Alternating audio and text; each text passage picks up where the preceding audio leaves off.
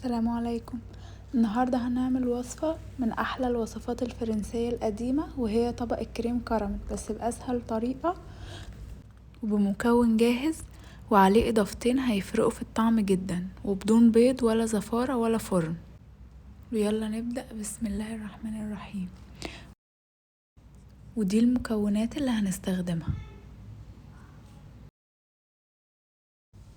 أول حاجة معايا 1.4 لتر من الحليب، واضفت عليهم 2 ظرف من الكريم كراميل الجاهز، تقدروا تستخدموا اي نوع متوفر عندكم.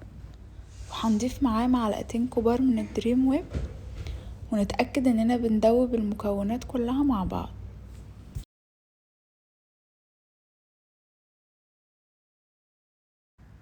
واخر مكون معايا هنضيف 2 معلقة كبار من القشطة. طبعا كده بنكون دوبنا كل المكونات بتاعتنا على البارد، وبجد بنكون عملنا حاجة في منتهى السهولة.